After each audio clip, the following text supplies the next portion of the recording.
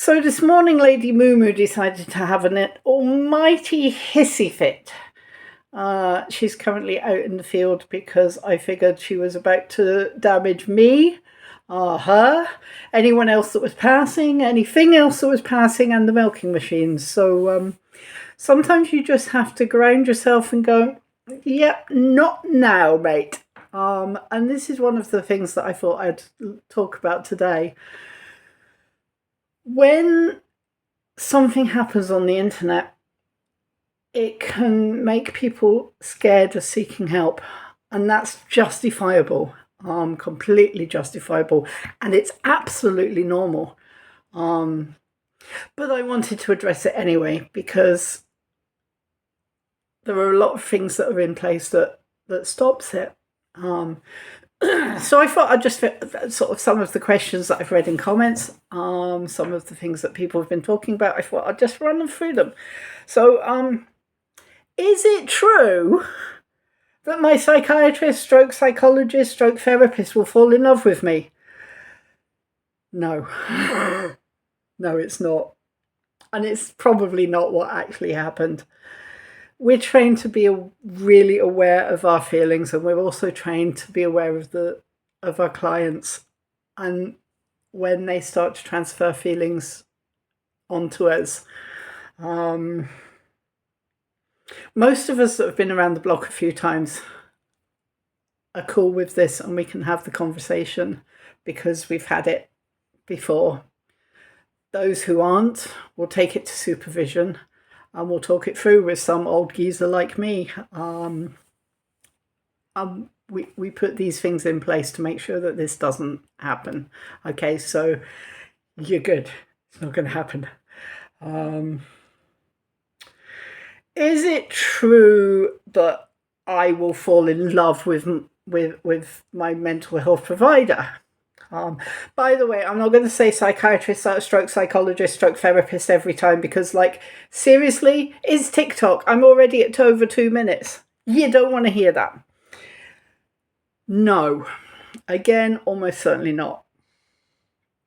You will feel a really close bond with them as you discuss your innermost thoughts and feelings, and you're opening yourself up to be vulnerable, and a good provider is going to help you to do that, and they're going to allow themselves to have some vulnerability with you as well.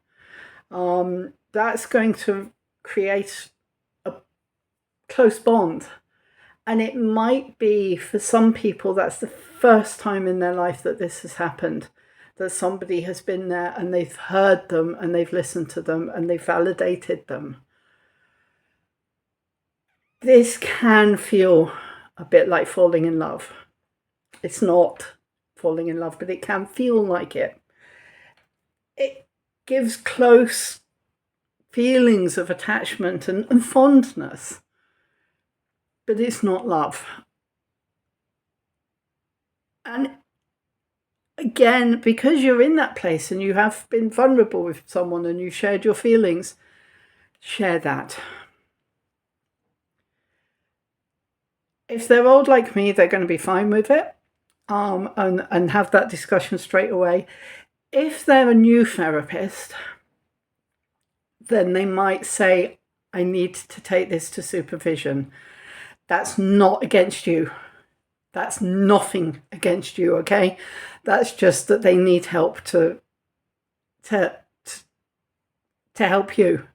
And this is normal. This is something we do all the time, okay? Supervision is something that we do as often as you do therapy. So it's cool, it's normal, it's not to do with you. Is it true they will gaslight you? Now, I was hearing some of the stories in this that she felt gaslit. They shouldn't.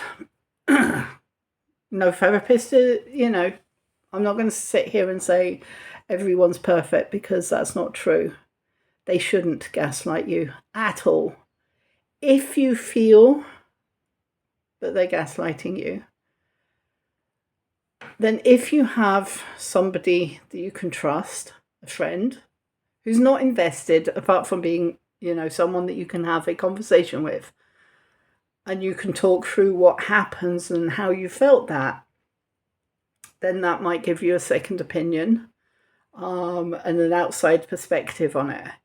If you don't have that, there's a lot of therapists that will do like one session. It's becoming quite common now. Find one, run it through them, ask them.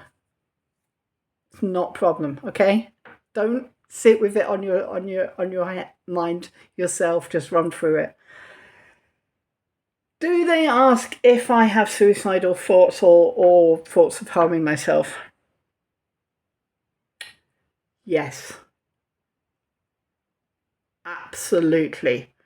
Every single one will or should ask, are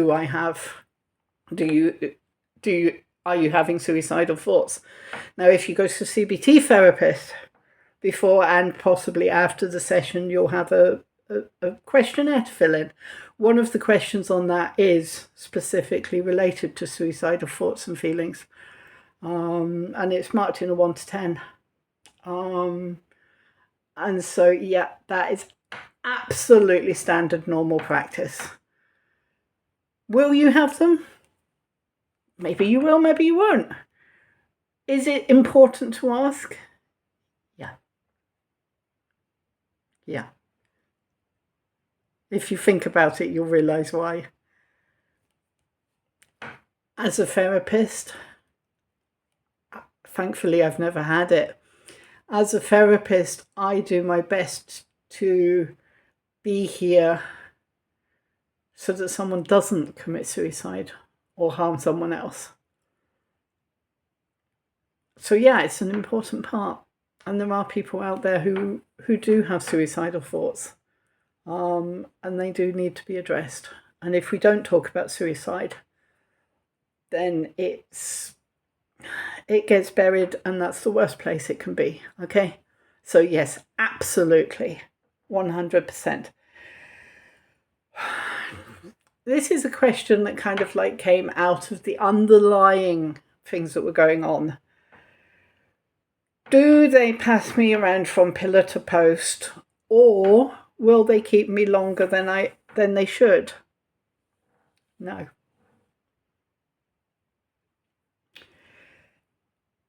If you're not benefiting from their modality and their training and their skills, then a conversation can, must, and should be had as to what's the best for you and whether or not you want to continue with that person, or whether or not you feel another therapist might be a better option. They should then talk you through the different therapies and say, look, so like this person might be better for you because, and that conversation can and should be had. But they won't just pass you around from pillar to post. If something comes up that needs to be addressed, it's part of therapy to address that. Part of therapy is not just sitting and saying everything that's gone on in the past. Part of therapy is actually to help you get on with your life. So having these difficult conversations, these conflictual, confrontational conversations is part of therapy, and is a good part of therapy. What's better than to have them with someone where it doesn't really matter so much? Now, one of the things, I often take on clients as a referral. So they come to me for maybe 1, 2, 3 sessions. Because I work with the horses, then I can do a lot more work with them in relation to some issue that's come up. Then they go back.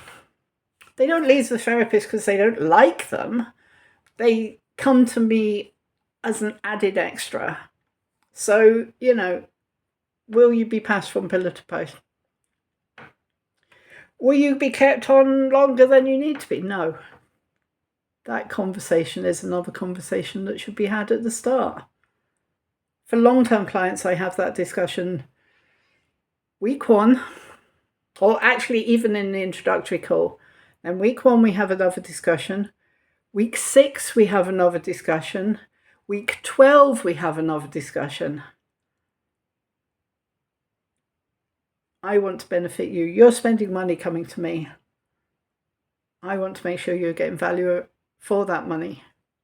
And you're coming and you're getting the results that you want to get from it.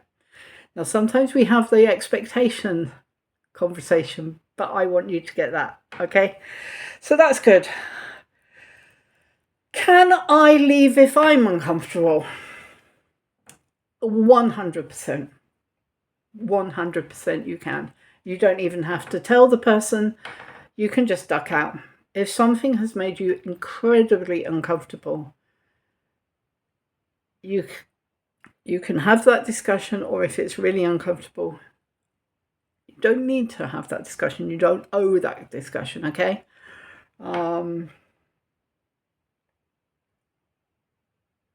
If you want to give feedback, brilliant. We all like feedback. We all like to know, is this person that I've never seen again, did they get something and they just like stopped coming because they didn't need it? Or did I do something hideously awful wrong and I want to know what it was so that I can improve? You know, we don't sit here like I did my training, so many years ago. I don't sit here and say, well, I did my training back then. I want to keep improving. So if you feel you can give feedback, give feedback. If you don't, no one's going to chase you. So absolutely you can. Oh yeah, and as for names, what do you call you? Well, let's see. You can call me anything you want as long as it's not too rude.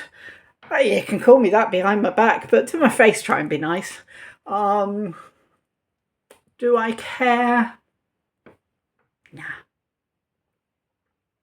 No. Majority of people don't, actually. There have been studies done. A very tiny minority will call someone Dr. Blogs, but most people will actually call them by their first name. Funnily enough, my GP, who I worked with for a while, he's known around the town as Dr. Mark. So that one completely defies logic and understanding, but there you go, Dr. Mark. The majority tip towards they don't care, or they use the first name, so, you know, whatever. The last question, and I know this has gone on for forever, but I hope it's given you some insight, allayed some fears. Last question. What's the main risk of the relationship? This is a huge question. This probably needs a good half hour spent on it on its own, but I'm going to try and make it brief. Because we're here, and our aim is to provide you with a safe space where you lead the conversation, you lead the topic that's discussed, you lead what we talk about. Sometimes people do lean in and think of it as slightly different than a client mental health provider relationship. Most people lean in, and if they lean in, then they see it as a friendship, which is understandable. It happens a lot. It happens a lot again until your provider gets experienced. It's on me as a therapist to put these boundaries in place and to gently keep reminding you of them and gently keep putting the boundaries there and talking about boundaries and discussing boundaries and putting them there and to maintain them. Partly because we need to put into practice what you want. And a lot of people come and they have boundary issues because they've had an awful life. or they're having an awful life. And one of that is boundaries. We like you. We never take on a client we don't like. That's a bit of a joke. We won't take on a client that we don't feel we're the right person for, because we like you. We like you. We want to see you succeed. We want you to do well. We want you to do well because it's your life. And when you go out there, we might never hear from you again. In fact, not hearing from you again is wonderful, because that way we know you're having such a great life that you don't even think about us anymore. We want that for you. So we don't allow boundaries to be pushed, because we're here as a professional to help you be the best you can. Now, I am going to shut up now. I might even just shove this onto YouTube as well as TikTok. But I hope it helps. And I hope it helps you to not go if you need to someone.